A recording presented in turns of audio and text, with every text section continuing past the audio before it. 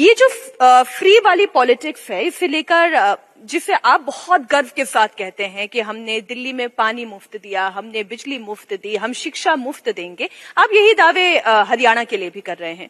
लेकिन मेरा प्रश्न ये है कि ये फ्री बी वाली पॉलिटिक्स की आपकी इकोनॉमी का स्ट्रक्चर क्या है? क्योंकि यही काम हिमाचल प्रदेश ने करने की कोशिश की, उसकी अर्थव्यवस्था चरमरा गई, खबरें आप भी देख रही हैं। तो ये आपके पास ऐसा कौन सा इकोनॉमिक स्ट्रक्चर है जिसे आप दिल्ली में और पंजाब में कैरी कर पा रहे हैं, लेकिन और कोई पार्टी नहीं कर पा रही है? देखिए, ये बिल्कुल अच्छा सवाल आपने पूछा। आपके दर्शकों को भी ये समझना चाहिए। एक अर्थव्यवस्था है जिसमें आप चंद लोगों को लाभ पहुंचाइए, बड़े बड़े पूंजीपतियों को लाभ पहुंचाइए, और दूसरी अर्थव्यवस्था है कि जिसमें आप सबको भागीदार बनाइए और जनता के जेब में बचत कीजिए और वो बाजार की अर्थव्यवस्था में उसको खर्च करें।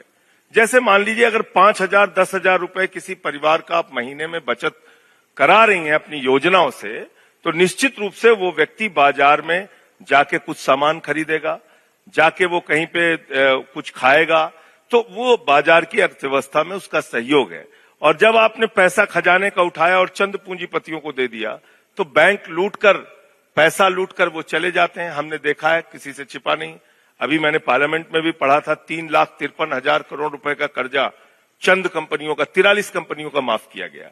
तो ये जो अर्थव्यवस्था है, केजरीवाल की अर्थव्यवस्था, उसका मैं उदाहरण आपको देता हूं। बिजली फ्री किया वहां दिल्ली में, पानी फ्री किया, शिक्षा फ्री किया, इलाज फ्री किया, फरिश्ते स्कीम लागू की, माताओं बहनों के लिए बस की यात्रा फ्री की, बुजुर्गों के लिए तीर्थ यात्रा फ्री की, और उसके बाद पिछले 10 साल से मुनाफे का बजट दिया।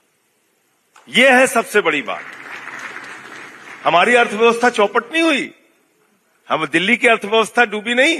दिल्ली एकमात्र राज्य है जो मुनाफे का बजट देता है। यह है केजरीवाल का इकोनॉमिक्स, ये उनकी अर्थव्यवस्था है कि सब गरीब जो आम लोग हैं उनको राहत पहुंचाइए, उनके जेब में जो बचत होगी तो वो बाजार की अर्थव्यवस्था में अपना सहयोग करेंगे, उसको खर्च करेंगे, मनी को ब्लॉक नहीं करेंगे।